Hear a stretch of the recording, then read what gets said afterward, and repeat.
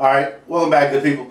On this video, I did some research that would help you guys, and it's not in line with business, it's not necessarily in line with personal development, but in a way it is. And it's a term that you probably heard before, but if not, welcome to this term. It's called Feng Shui. Have you ever heard of that?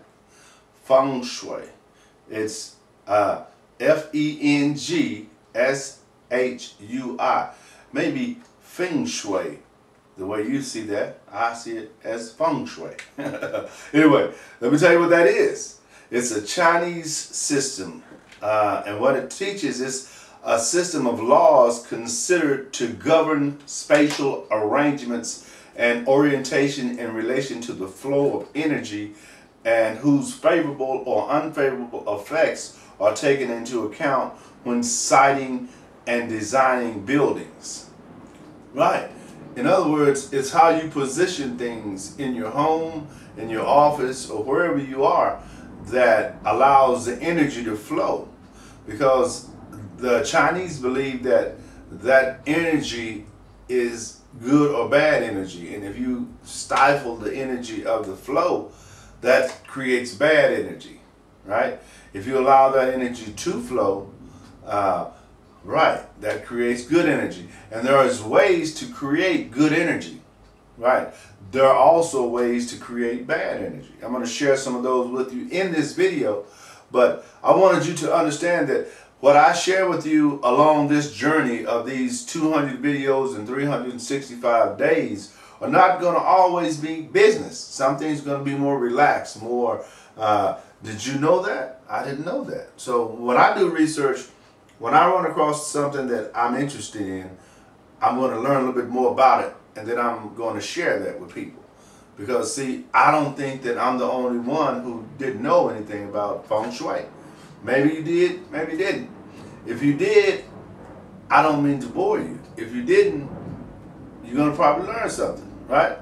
So, continuing on, it says, the Chinese art or practice of creating harmonious surroundings that enhance the balance of yin and yang, as in arranging furniture or determining the siting of a house. What if rejuvenating your life was as simple as moving a few things around? Well, according to the ancient Chinese art of Feng Shui, it is. Based on the idea that your living space reflects your life, Feng Shui strives to achieve balance in both. Feng Shui holds that all objects possess an energy called qi, and that you can use this qi to bring luck, wealth, and opportunity into your home. With Feng Shui, you don't have to spend 20 years on the couch with a therapist to change your life. You just have to move the couch.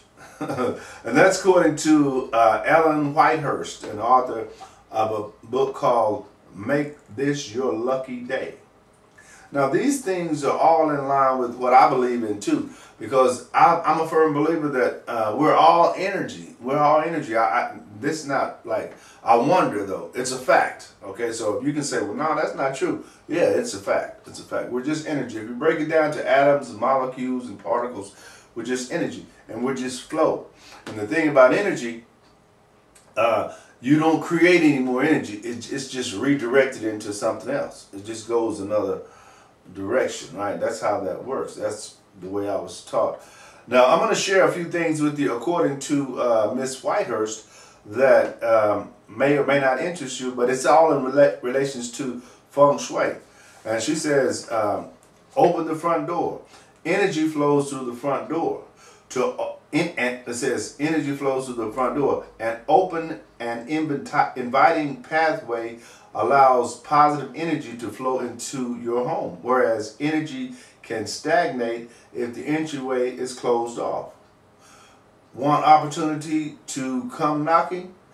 Place a red flowering plant outside, or put some red accent color on or around your front door. Red attracts energy, fortune, and luck. Now, I didn't know that. Did you know that? Thanks, Ellen. Or thanks Miss Whitehurst, because I did not know that. And maybe you didn't know that either, but if you didn't, now you do. Whether you believe in it or not is not really necessary, because it's energy, right? And certain things like gravity, if I drop this pin 100 times, it's going to fall. Not 95, 100.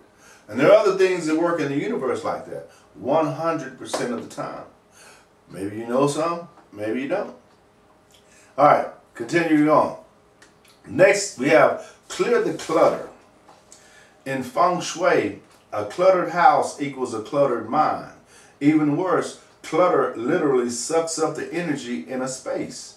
You may think you're hiding your clutter, but the closet has as much of an effect on energy flow as anything else, says Miss Whitehurst. If there's clutter somewhere in your home, even tucked away in an attic, then it's also cluttering your head as well as the rest of your body. Isn't that a thought process, right? If you have cluttered attic, you know it's cluttered. You know, your mind is on that from time to time. I know it is, because you think about when you're cleaning your home, what didn't you clean, or what needs to be addressed besides what you did address, right? And that makes sense. All right, next we have seek balance. Make sure you have something representing the 5 elements: wood, earth, metal, fire, and water in every room. The goal is to stay grounded, centered, and balanced in your life and your environment. Wow. Doesn't that make so much sense that you hear that and perhaps you'll take action on that? Maybe not, but you've heard it before. So now that you've heard it, if you want to try it and see how it works, now you know what items to get or what direction to go, right? Following that, we have bring the outdoors in. She says, nature creates a sense of peace. In fact, research shows that viewing nature reduces anger and anxiety and enhances feelings of pleasure. So, flood your home with natural light. Open windows and doors to let fresh air inside, and bring plants indoors. Decorate with bamboo, wood, or wicker, and use stones and rocks to add texture. Interesting. I like that, though. I like that. I'm not really too big on bamboo or wicker, but I'm sure I can find like some little bitty bamboo artifacts, right? Or, you know, wicker artifacts. Next, she says, use mirrors wisely. Mirror reflects energy, so position them in places where you want to increase energy flow. Also, make sure that mirrors reflect something beautiful. You don't want mirrors to reflect anything low energy or negative, like kitchen trash cans. Now that's by Linda Verone. That's a founder of Nurturing Spaces Consulting. So finally, think twice before adding mirrors to your bedroom decor. They can energize the room, which, though it may be great for hot sex, it's not so great for getting enough sleep. Interesting. Interesting. All right. Following that, we have stop runaway chi. What does that mean? You can't benefit from the positive energies or opportunities that flow through your front door if they zip right through to the back door. So if you open the front door and there is a direct line to the back door or window, that's runaway chi. That's what they consider runaway chi. It means there's an in and out process. I can visually see how that would work. You want chi to run in a meandering pattern so it can deposit good energy throughout your home, says Ms. Verone. You can stop runaway chi by placing furniture or some other decorative object in or near the questionable path, and by using rugs to impede energy flow. Wow. Rugs impede energy flow? I didn't know that. Okay, make your bedroom restful. The bedroom is one of the most important rooms in the home according to Feng Shui, because it's where you seek restoration, balance, and peace. Now that makes sense. Absolute sense. It's also the place of dreams. In Feng Shui, the items you place between your mattress have an energetic association with your intentions. So yes, you can make money or find true love in your sleep. Use sensual fabrics and fluffy pillows to promote relaxation, and don't store things under your bed, such as shoes, suitcases, books, pictures, and files are too energizing for restless slumber. Wow, that's good stuff right there. I like that. So you see how effective Feng Shui can be if you place certain things in certain directions or certain angles, right? I've also learned it from the past because I use chimes. I like chimes throughout my home. So I'll have chimes in certain areas, like in certain directions, like in the northeast or the southwest, depending on how your home is positioned, that will bring that type of energy. It'll bring that type of, flow, if you will. And that's very important, because once you get that flow, then you want things to remain that way, because you'll be able to see things differently in your life. Just think about if you walk into a home that you don't know anything about that home, you don't know anything about those people, but when you walk in, you can barely move around. You can't even go 10 feet without running into stuff, right? Then you have a tendency to say, well, wait a minute, this is kind of cluttered, right? And as it says, a cluttered home is a cluttered mind, right? So think in terms of keeping a flow in your mind as well as in your home, right? Got it. Okay, the final thing I want to talk about that is place family photos wisely. Family pictures don't belong in the bedroom, says Ms. Whitehurst. It's the most intimate room in the house and should be reserved for you and your partner. Pictures of children, relatives, and friends may cause you to think about your obligations, and that doesn't allow the mind or body to rest. So keep only pictures of you and your spouse or partner in the bedroom, and put the other pictures in the dining or the family rooms. Wow. Did you learn something there?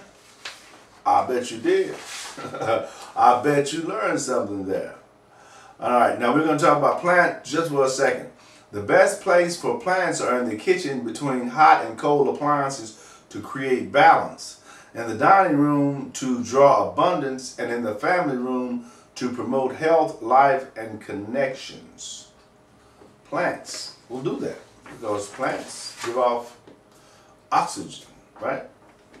What do you think about that video? That was my first video on Feng Shui. Boom, right out of the box. That is not my area of expertise. That is not what I normally discuss with you guys. But you see how simple it is to incorporate new things into what you do? You could be doing the same thing and should be doing the same thing, so that I can watch your video and I can critique you. Not only would I be critiquing, because I do critique, but I would also be learning. Because learning is more important than critiquing.